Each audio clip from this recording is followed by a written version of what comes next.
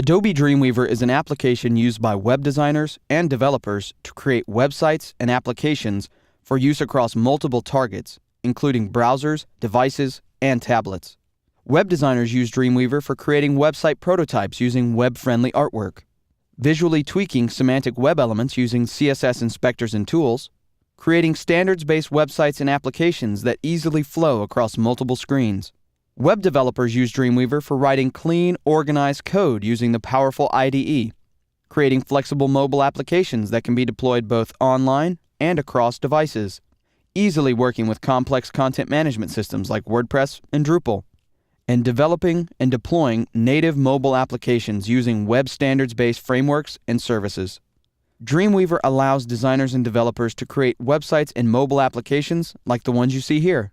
In short, Dreamweaver gives designers and developers the ability to create and manage websites and mobile applications in a user-friendly environment. Hi, I'm David Powers, trainer and author of many books on web design, development and Dreamweaver. In this tutorial, I'm going to show you how to use the latest version of Dreamweaver to build this simple yet elegant web page.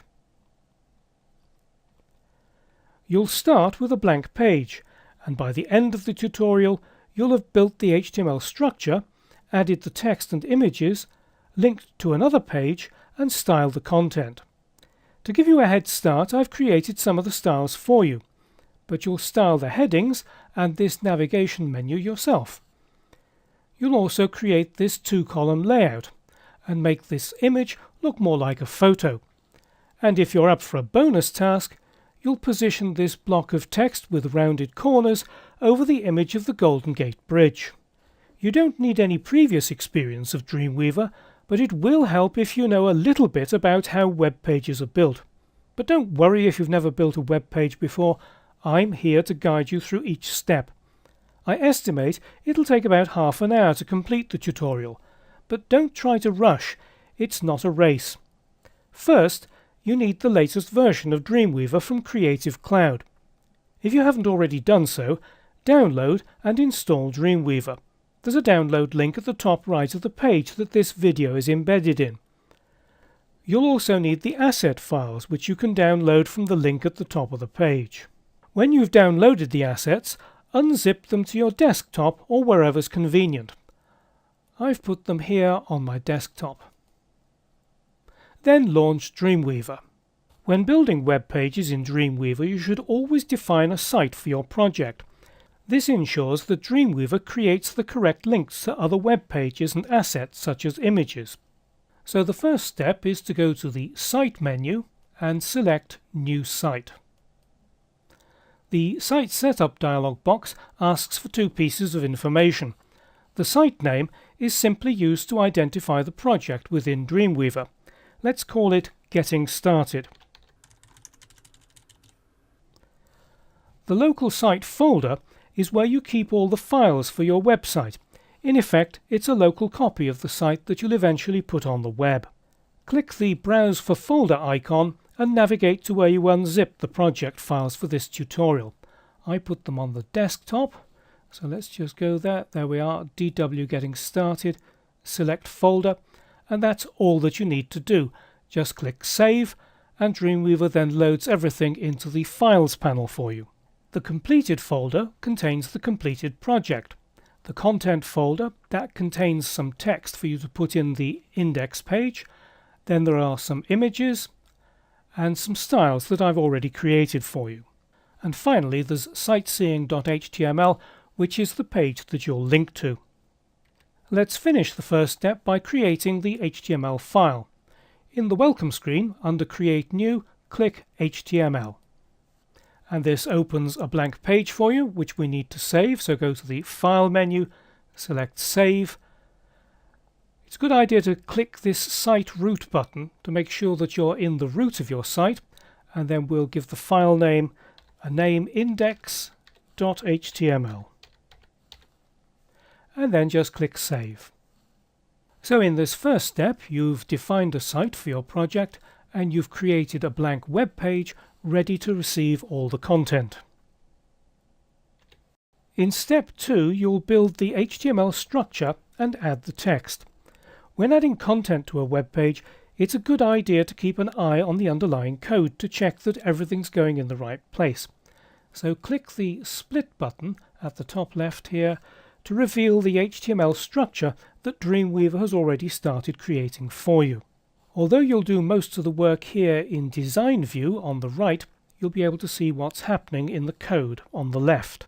Every web page needs a title, so select Untitled Document in the title field at the top here and replace it with Bayside Beat Cable Cars.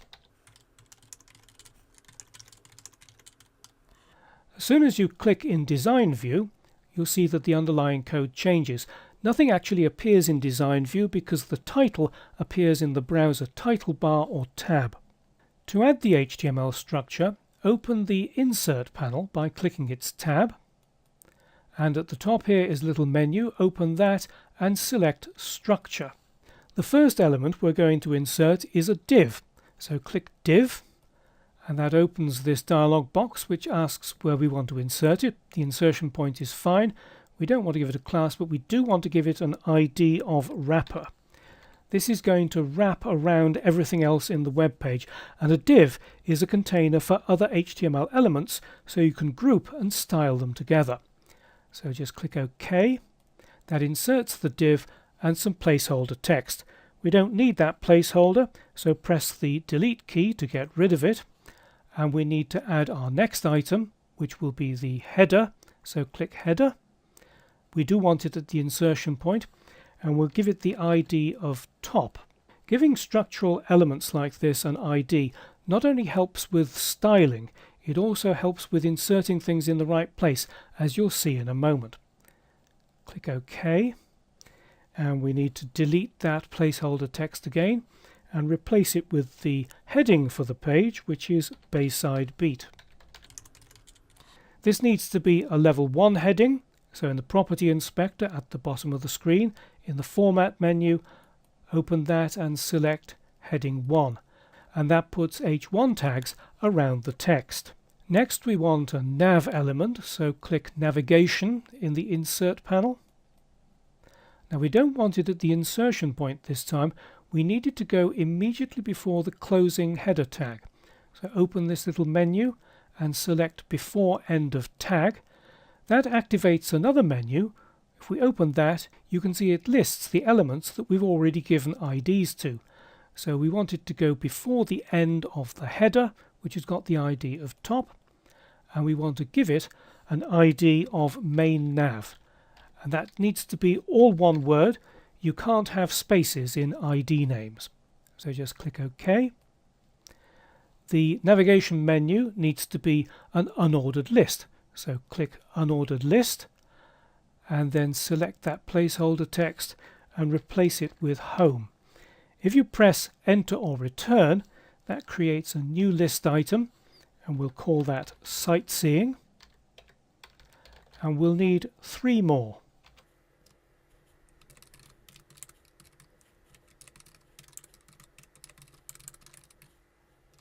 Next we need a container for the hero image, so we'll use a div.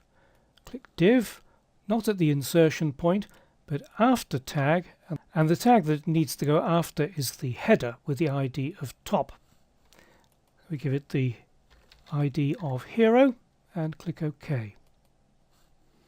Then comes the main article, so we need to find an article element by scrolling down in the Insert panel, Article, not wrap around the selection, but after tag, and that will go after our hero div. We'll give that the ID of main. Then we will have an aside element for the sidebar. Again, we need to make it after tag. We'll go after the main article. We'll give that the ID of sidebar.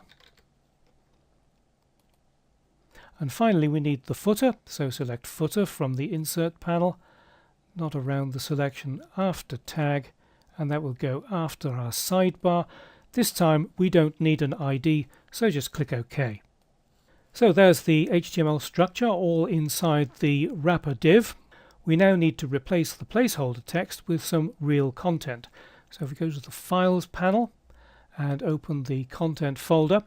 In there is content.rtf. This is a rich text format file which contains the text for the page. If you've got Microsoft Word on your computer, it will open in Word. If you don't have Word, it will open in WordPad on Windows or in TextEdit on a Mac. I've got Word, so I'm just going to double click it to open it. And I'm going to select the first heading and the first 3 paragraphs and copy them to my clipboard. Then back in Dreamweaver, I'm going to select the placeholder text in the main article and press delete. Now it looks as though it's disappeared completely, but you can see it's still there in the underlying HTML, and we need to paste it in, but not ordinary paste. I'm going to go to the edit menu and select paste special. The keyboard shortcut on Windows is Ctrl-Shift-V, on a Mac it's Command-Shift-V. This opens this dialog box. If you're using Word, all 4 options at the top will be available. If you're not using Word, only the first 2 will be available. You can choose either the second or the third option. It doesn't matter which. I'm going to choose the second and then just click OK. Just click inside this heading here. You can see that it's in H2 tags. Because I was using Word, Dreamweaver has recognized that it's a level 2 heading. If you are using WordPad or TextEdit, you will have to put your cursor inside what is a paragraph and then change it to heading 2 in the format menu down here. And don't be confused by this rather strange RS quo here. This is HTML's way of creating a curly quote, and Dreamweaver has inserted it automatically for you. I'll leave you to copy and paste the remaining text in the sidebar and in the footer, and then see you in the next video for step 3, where we'll add some images and create some links. Now you've got the HTML structure and text content sorted, step 3 is to bring the page to life with some images and links. The first image is going to go in the hero div, so select that placeholder text and press the delete key. Don't worry that it looks as though it's disappeared. As long as you don't click anywhere in design view, the image will be inserted in the correct place. To insert the image, go to the insert panel, and we need to open this little menu at the top and go to the common category, and image is down here. The first time you select it, you'll get this little sub menu. Select image and it will remember that choice thereafter. We need to go to the images folder, and it's goldengate_.jpg we need. Click OK and it inserts the image. The property inspector at the bottom here shows you the image details, and you can see that the width is 1000 pixels and the height is 547 pixels. This is going to be a flexible design, so we need to delete those 2 values. So just click in there, select the value and press delete. Do the same with height. Don't worry that the image is still too big. That'll be sorted out in step 4. Let's just scroll back there, and the next thing to do is to insert an image with a caption, and that's going to go between the second and third paragraph. So scroll down to find the second paragraph, click anywhere inside the paragraph, and then at the bottom left of the screen you've got what is known as the tag selector. This shows you where you are in the HTML structure. So click the P tag to select the whole paragraph, and then on your keyboard press the right arrow key once, and that moves the insertion point just after the closing P tag. To insert an image with a caption, we need to go back to the Insert panel and change back to the Structure category, and Figure is right down at the bottom. Click that. It inserts some placeholder text for both the image and its caption. Select the first set of placeholder text, delete it, and then go back to the common category of the Insert panel, Image, and it's Cable Car 1 that we want. Click OK. Just scroll down a little bit, we can see it's in there now, and select the caption placeholder and replace that with the cable car terminus near Union Square.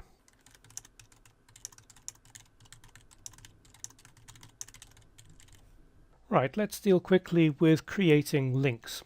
We'll scroll back up to the navigation menu at the top here, and to create a link you simply select the text that you want to turn into a link. So let's turn sightseeing into a link, and with text selected, in the property inspector you've got the link field here. This is where you add the file name or URL of the page that you want to link to. With internal links, it's best to let Dreamweaver create the link for you. This ensures the path to the file is correct and avoids broken links. So to the right of the link field, click this folder icon, and we need to select sightseeing.html and click OK, and the link is created. Do the same with home, select that, click that folder icon and select index.html. And you need to turn the other three list items into dummy links by selecting the text and putting the hash symbol in the link field, and then press enter or return. I'll leave you to finish off the other two yourself, and you can also create external links exactly the same way by selecting the text and pasting the URL into the link field. The content RTF file contains some suggested links for you. Believe it or not, you've now got a fully functioning web page. It looks a bit rough, but in step 4 we'll start styling it. Step 4 is to begin adding some styles to the page. You don't need split view open anymore, so close it by clicking the design button at the top left. We're going to be working in the CSS designer. This panel is easier to use in the expanded workspace, so open the workspace menu and select expanded. And to work with the CSS designer you need to add a new CSS source, an external style sheet. So click the plus button in the sources pane and select attach existing CSS file. Browse for it. It's in the styles folder. There it is, main.css. Click OK and then OK to close that dialog box. Make sure that main.css is selected in the sources pane, and in the selectors pane down here you can see a list of the style rules I've already created. Some selectors, like body, use the name of the HTML element being styled. The next one begins with a hash followed by wrapper, so that styles the element with the ID wrapper. And centered down here begins with a dot, indicating that it's a class. In other words, it's a style that can be applied to multiple elements. To see which properties have been set, click the Show Set checkbox at the top right of the Properties pane, and you can see that the left and right margins have been set to auto. So if you apply this class to an element that's got a width, it will automatically center it. So let's do that with the image and caption. Scroll down, put the insertion point anywhere inside the caption, and then in the tag selector select figure. And in the property inspector set the class menu to centered, and that centers the figure element with the image and the caption inside it. Let's make some changes to the headings, so scroll back to the top and make sure that main.css is selected in the sources pane. In the selectors pane I've already got selectors for H1 and H2, but I want to create a new selector that is going to affect both H1 and H2. So to keep everything together, select Hero Image here, then click the plus button at the top of the selectors pane, and that creates a new selector immediately after Hero Image. And a group selector for H1 and H2 will be H1, H2. Then press Enter or Return twice to register that new selector. Nothing has been set yet, so deselect the Show Set checkbox. And then we want to make some changes to the text properties. Click the text icon, which is the second one along, and the color. Click that color box, and it's a blue that I want. There it is, 3399cc. And then I'm going to change the font. Click the default font next to font family, and this menu lists the most commonly found fonts on Windows, Mac and Linux. I don't want to use one of those. I want to use a web font. So click Manage Fonts down at the bottom, and Adobe Edge Web Fonts gives you access to more than 500 free fonts that can be downloaded from the web. The one you want is Source Sans Pro, So click in the search field and start typing the name. There it is, Source Sans Pro. Click to select it, then click Done. Go back to the Font Family menu and select Source Sans Pro. This font comes in a number of font weights. The default is 200, which is the equivalent of ultra light. Click that 200 and select 600 from the menu that appears, and that's the equivalent of semi-bold. Now, although the font has changed, you're not actually seeing Source Sans Pro. To do so, click the Live button. This turns on Live View, which renders the page in the WebKit browser engine. And you can see at the top here that a JavaScript file has been attached to the page. This is what's downloading the font, and it's got here N2 and N6, so those are the two font weights. We want only one, so run commands, clean up web fonts script tag, then turn off Live View, turn it back on again, and you can see that we now only have the N6 being listed. So the correct font weight is now being downloaded and displayed. Let's make a couple of more changes to this main heading here. Select main.css in the sources pane. This single letter, by the way, is added by the Edge web fonts, and you can ignore that. And I want to make a change to the H1 only, so select that in the selectors pane. Go to the text properties, and to center it, text align, select the center icon. It moves it to the center, and then text transform, select uppercase, and that turns it into uppercase.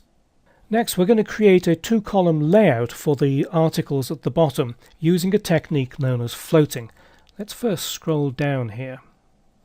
This main article stretches the full width of the page. By giving it a width and setting its float property to left or right, you can move it to one side and all following elements will move up alongside. So let's do that. Let's create a new selector for this article. It's got an ID of main. I want to put it after the H2, so select H2 in the selectors pane, click the plus button, then type a hash for an ID selector, and code hints already show as main, so we can select that. We need to change the layout properties, so click the layout icon at the top of the properties pane, and the width, open that menu, select percentage, and type 58%. Then click the PX on left margin and change that to percentage, and you can scrub this value by dragging to the right. And let's just drag it slightly to the right to 2%, and you can see it moving there in live view. Then scroll down a little, and here is the float property. Select left, and it floats it to the left, and the following article moves up in the space that's been created. But there's no space between the two of them, so let's create a separate style rule for this aside, which has the ID of sidebar. So click the plus button, hash sidebar, there it is in the code hints, and we go back up to the top of the layout. The width will make that percentage 34%. Don't worry that it's dropped out of view. We'll fix that in a moment. Margin left percentage will make that 4%. And then also float it, float left. Now, although we've got the two columns looking rather nice, we do have a problem there because we've got this blue background which has suddenly appeared. When you float elements, if there's any space alongside them, however small, the following element tries to move up into that space, and it's the footer that has moved up into that space, so we need to fix the footer. So let's do a little search. In the search field at the top of selectors, start typing footer. There it is. Click show set to see what has already been set. And to prevent items moving up alongside floated items, you need to set the clear property. So click the plus button at the top of the properties pane, and in that others field start typing. It gives us the code hint for clear. That's exactly what we want. And select left because everything has been floated left, and it moves down to the bottom, and the page is now beginning to look quite nice indeed. The task in step 5 is to convert this unordered list of links into a navigation bar. At the moment, these links share the same styles as those in the main body of the text. they're in an unordered list which has got the ID of main nav, so that's how we'll create the special styles for them. First thing we need to do is to get rid of these bullets and then the default margin and padding of the unordered list.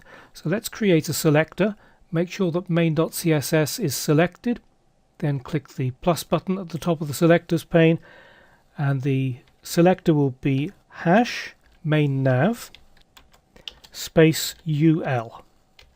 So that targets the unordered list inside the main nav element. To get rid of the bullets, click the others icon. It's the fifth one along at the top of the properties pane, and right down at the bottom is list style type. Open that menu and set it to none. Now we need to get rid of the margin and padding. Up to the layout properties, click the chain icon in the middle of margin to set all the properties to the same value, then click one of the values and click away from it and it sets them all to 0. Do the same with padding. And we're now ready to convert the links into buttons. That needs another selector, so it will be hash main nav space A for links. There are 5 links, so we'll set their width to 20%. And we need to go down to find the display property. There it is. Change that to block. Setting the display of links to block makes the whole link clickable rather than just the text. And then float them to the left. Let's center the links. That's the text property of text align, center, and let's transform them to uppercase with text transform, uppercase, and give them a dark grey background. So that's the background category, the 4th icon at the top, and the color dark grey will be hash 4D 4D 4D. So let's change the color of the text in the links. Click the text icon again and the color box, set that to white, and we need a bit of breathing space on the top and the bottom of the links, so the layout category, and set the top and bottom padding to 6 pixels.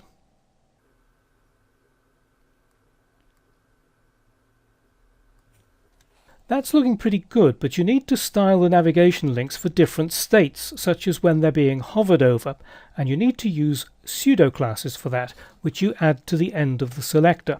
The CSS designer has code hints for pseudo classes, which always begin with a colon. Now this is going to be a rather long group selector, but follow along and you'll see what happens. So click the add selector button, and it's hash main nav space A for the link, then a colon for the pseudo class, and the pseudo class we want is hover, then a comma, and we need to do the same for the active and focus pseudo classes.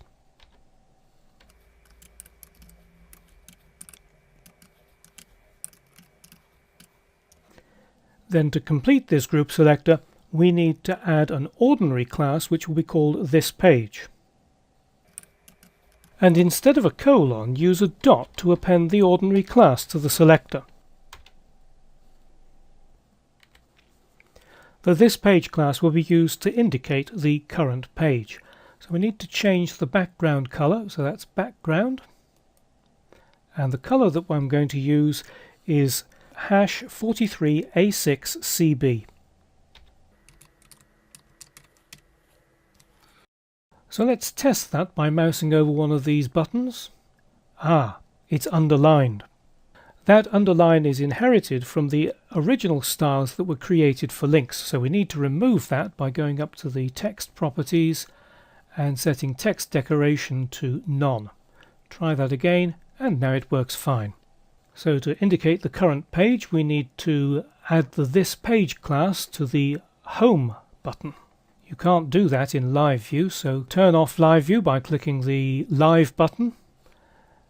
Then put your cursor anywhere inside the home link, and in the property inspector set class to this page. And if we go back into live view, there's the navigation bar with the indication of the current page.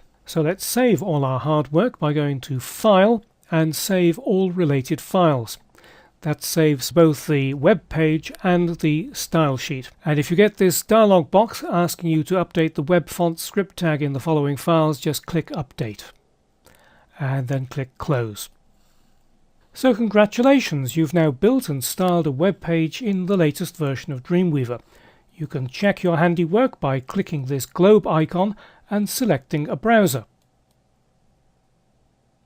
And there is the page, looking pretty smart. And if you click Sightseeing, it will take you to the other page, which you've actually been styling while you've been working, because both pages share the same style sheet. So I hope you've enjoyed this tutorial and learned a little bit about how to work with Dreamweaver. But if you'd like to stick around for a little bit more, why not try the bonus video? As a bonus, I'm going to show you how to use absolute positioning to place a block of text exactly where you want. You'll put it over the top right corner of this photo of the Golden Gate Bridge. First we need to insert an article element, so open the Insert panel by clicking its tab, and if everything is greyed out like this, it means that Live View is turned on. You can't add new elements with Live View turned on. So turn off Live View, then we need an article element, and it needs to be inserted after the start of tag, and the tag we want to select is div id equals hero. We don't need to give it an ID, so just click OK. So the new article's gone there with some placeholder text. We need to get the real text from content.rtf. So go to the Files panel and open that page. And it's down at the bottom. Be where it's at, select that, copy it to your clipboard, go back to Dreamweaver, select this placeholder text, press delete. Doesn't matter that it looks as though it's gone, everything's going to be in the right place, and we need to use paste special. And either the second or the third option, click OK. I copied from Microsoft Word, so Dreamweaver has automatically converted this into a level 2 heading. If you're not using Word, put your cursor anywhere inside the heading and select Heading 2 from the Format menu. So let's start styling this article. Let's just close the Files panel, select main.css there, and we'll create a new selector, and the selector will be #hero space article, and we're going to give it a width of 36%, and we'll add 10 pixels of padding to the left and the right. And then set position to absolute. And to see the effect, let's turn on Live View by clicking the Live button. Now the article is over the photograph of the Golden Gate Bridge, but we need to move it into position. Let's select Hero Article in the selectors, and what we want to do is to change the offsets. So let's change the top offset a little bit. We'll move it down. Now when I changed top, the article moved from the top of the page rather than from the top of the element I wanted to be inside. And this is a common mistake with absolute positioning. What I want is to set the offsets from the top and the right of this hero div. So to be able to do that, I need to make the hero div relatively positioned. So let's create a selector for hero. So it'll be #hero, and then set that position to relative. And now it's moved down inside the hero div.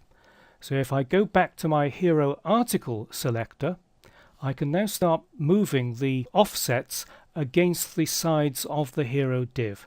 So let's just move it down a little bit further, and then we'll use the right offset as well and move it in from the side there. That looks rather nice about that position. So all we need to do now is to give it a background color and make a few changes to the way the block of text looks. So the background color, we need to select the background icon here at the top, and the background color, I'll click inside the color box and sample a color from the top of the Golden Gate Bridge. That looks about right. And then what we want to do is to add some rounded corners to this. So rounded corners are in the border section. Need to scroll down a little bit. Click the chain icon in the center and then start scrubbing. There we are. Now that looks a little bit of a salmon pink there, so maybe we ought to change that. Let's go back down to the background, pick a slightly different color. That looks a bit better, and we'll change the color of this heading here. So we'll need to create a new style rule for that. Selector will be #hero h2, and we need to go to the text and we'll make it white and do text transform uppercase, but maybe we ought to reduce the margin here, so go to the layout and the bottom margin, we'll set that to 0 pixels. It's moved up a little bit. We'll make it minus. There we go, that looks rather nice. And maybe we'll change this text to white as well. So that's hero article, and make the text white. So that's how you position an element accurately. The secret is to make an element higher up the HTML structure relatively positioned. The offsets are then calculated from the sides of the relatively positioned element, keeping everything in sync. And I hope you'll agree that Dreamweaver's CSS Designer and Live View make it easy to adjust the position visually without the need to calculate the offsets. When working inside of Dreamweaver, it's a good idea to test your work in as many browsers and devices as possible. Now, by default, when working inside of Dreamweaver, Dreamweaver will render your content using an internal web browser rendering engine. This is the Live View. Now, for some reason you're not in the Live View, there's a menu over here on the top left of the application. You'll probably be in the Design View. To view your content in Live View, come up to this menu and choose Live. And again, your content will be rendered using that web browser rendering engine. So if you're happy with your content here, it's a good idea to actually test your work in different browsers. You can do that by coming over to this globe, and when you click on this globe, you'll see a list of web browsers. If you download another web browser and you don't see it on this list, for example, you'll notice I'm working on a Mac, I could download Opera. If I download Opera, I could then come over and choose Edit Browser List. This will open up the Preferences dialog box, and here I can click the plus sign to browse my system for that web browser. That way, that browser will be added to your list. I'll go ahead and click Close, and like I said, to preview this in a web browser, simply come over to the globe and choose your browser of choice. In this case, I'll choose Google Chrome. Once inside of Google Chrome, I can interact with the website and I can see exactly what it looks like. Again, you may want to test your website on different devices, and you can do that with Adobe Edge Inspect. All you have to do is come over to the Desktop Creative Cloud application and find Edge Inspect in the Apps section and install it. Once you install it, you can launch the application, and you'll see an icon appear here within your operating system. Click on the icon, and then you can choose Getting Started, and you can learn about Edge Inspect for different devices. In this case, what I'd like to do is show you that I have Edge Inspect running on my iPhone, and I have it installed obviously here on my computer, and the Google Chrome extension is installed. So if I come back to Google Chrome, you can see the website running within Google Chrome. Additionally, I have Edge Inspect running. If I come over to this utility that's going to display my device, you can see I can interact with the page right on my device. I can even rotate the device to see what the website will look like when it's rendered in the landscape view. So when working inside of Dreamweaver, it's a good idea to test and preview your work in as many environments as possible. The Manage Sites feature in Dreamweaver makes it easier for you to edit and maintain your website locally and then publish it to a web server when you're ready. When you start a project in Dreamweaver, you'll want to create a site from the Sites menu. A site is a collection of all the files that make up your website, as well as the details for how to access and connect to a remote web server. Once you set up a site, you can edit the local files and publish your changes when ready, all from the Files panel. Let's check out the Manage Sites feature to set up the remote server information so you can use the built-in FTP function to publish your local files to the web server. Go to the Site menu and select Manage Sites. I'm working on the Dreamweaver CC site, so I'll click the pencil icon to edit that site. In the Site section, I have already pointed the local site folder to the folder on my computer that has all the files in my website. Now let's configure the web server details in the Server section. I have mine configured, but let's select the server and then click the Edit button to look at the details. Enter a server name that will make sense to you and your team. I named mine the same as my website to make it easier to find later. Then, enter the details for how to connect to the web server. There are a number of options for how to connect. FTP is pretty common, and that's what I use, so I've entered the FTP address, username, and password. If you're not sure of these details, ask your IT admin or web host provider for this information. Then, save your changes. In this case, I didn't make any changes, so I'll click the Cancel button to get out of this dialog box, and then I'll click Done. Once you're ready to publish your site, you can use Dreamweaver's built-in publishing feature from the Files panel. If your Files panel isn't displayed, go to the Window menu and select Files. You may have some local files that you don't want to upload to a web server, such as PSD files or Dreamweaver template files. If that's the case, you can right-click or control-click and select Cloaking, and that will prevent it from being uploaded.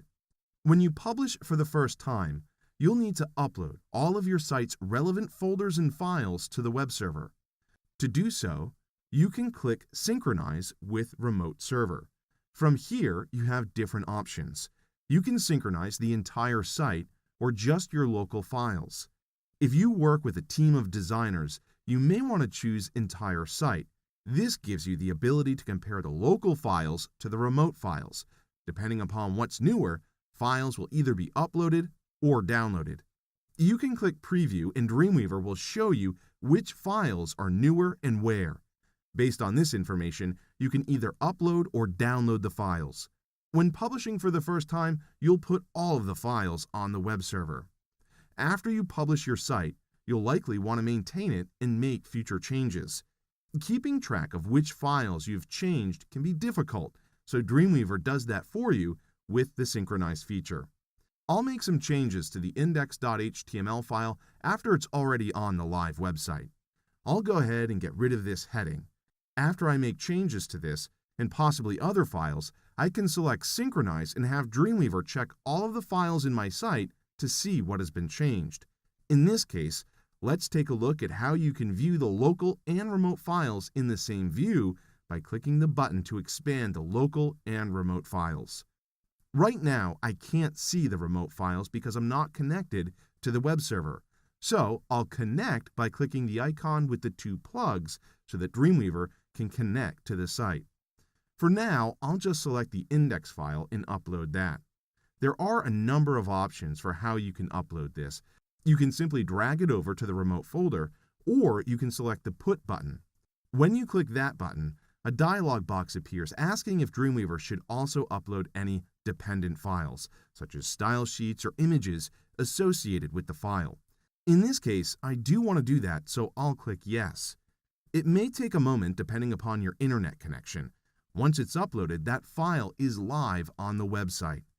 Dreamweaver has a lot of tools built into the application that give you the ability to manage your site directly within the program.